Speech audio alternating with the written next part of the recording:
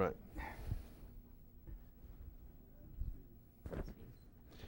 You seem to be a pretty cool customer. I mean, are you always kind of a cool, level-headed, calm man? In life. Well, I try to be these days. Were you ever a screamer? A screamer. Well, I have been known during a sex act or two to scream, but other than that. scream. Now, you know, Clint Eastwood used to go out in the street, I'm told, in the middle of the road and scream obscenities. And after he did that, he'd go back in and he'd be fine. Have you ever done that? Well, no, but I can understand that. This is when he's working as a director or actor or whatever. Just go away, scream at the world, and then come back and he's Mr. Cool again. Yeah. No, I haven't found that necessary yet, you know. But you're a pretty level-headed guy. You're not really a... yeah, I think most of the time. Yeah. Even at work? Oh, yeah. When things go bad, like you're stuck in traffic and you're not like Nicholson who chases people with a golf club? Well, I mean, he was playing golf. I didn't say I was level-headed when I was playing golf. That's a whole nother thing, you know. I mean, you can get angry at yourself. Nobody's doing anything to you. I mean, it's just you and that ball. Nobody's serving a ball to you. So you can only get angry at yourself. So Are you pretty self-critical? I mean, you know, the artists normally are. Yeah, you have to be. You don't really have anybody else to be critical of you. I mean, there are people that say they're critics and so on, but I mean, if you're doing quality work of any kind, I think you're your only critic, and you have to judge yourself as you're going along. And, So you sat in front of me at the movie, and I was watching you as much as I was watching the film, and you would check the audience out at times when you did something particularly awful. And were you wanting that kind of feedback, you know, seeing how they liked what you said or listening to the little things people are saying? Yeah, I was sitting next to my art dealer, actually, Tony Shafrazi, who's an art gallery here that I show in my photographs. And he was talking, he's a very conservative guy, and he was talking to the screen through the whole movie. And it's funny because at the beginning of the movie, he was making a phone call. And I thought, oh my God, he's making a phone. I can't believe it. I bring him to a movie, the man's making a phone call.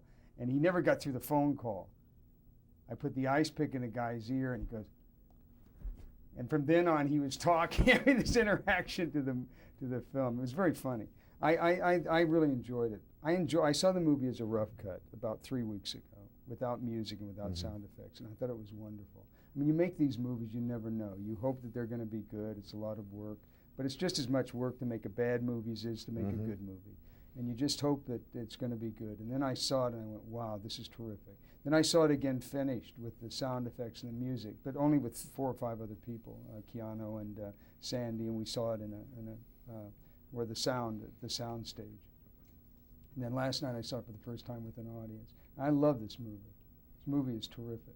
And it's Jan de Bont's great debut as a director. He's a great cinematographer of Die Hard and all the great action films.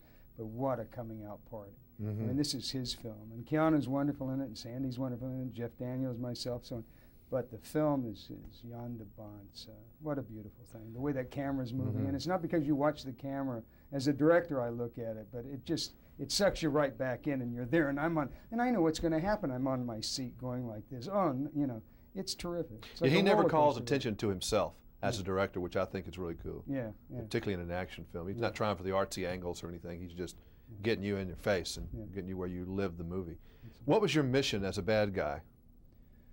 Well, when I read the script, there's no really backstory on this guy, which is, you know, we're conditioned as actors to want to know who the parts we're playing. Who is this guy? And there wasn't any story. I mean, at the end of this movie, all you can really figure out, if you follow your information, is that he has a bad hand. That was obviously something happened to him in an explosion. He was an ex-cop. He's retired. He's made one of the bombs out of his retirement watch, his gold watch. You know nothing about him. So the main job is make sure this guy isn't a one-level guy, put in a little humor, make him human. I thought of Keanu as my son, maybe, in some sort of perverted way.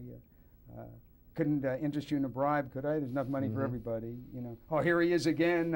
He always gets his man, you know, that kind of thing. Have a little humor in it, sort of come on to her about with the dynamite all over. Don't worry, it's not going to hurt you when you explode. You won't feel a thing. I mean, it's sick, but humorous and yet like the guy next door. It could be the guy next door. Something a little sad about him. Some sort of human element that's in there. Makes it scarier to me. Is it hard for you to do a scene that's, you did a lot of the stuff by yourself.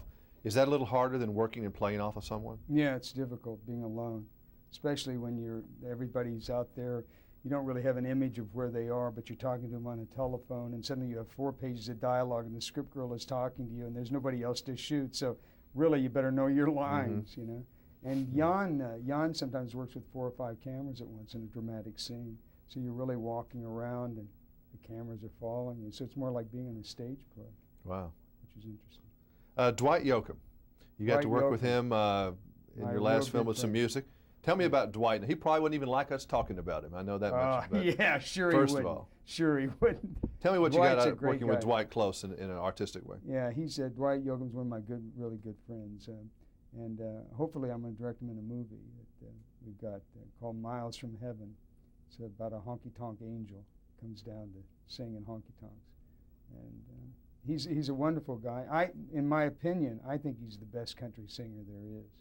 I think that Grammy-winning best country vocalist was really well-deserved. And he's a terrific guy. He's got the best sound. He's got that white trash honky-tonk down. I mean, it's good. Yeah, I like him too. Thank you. Yeah. All right.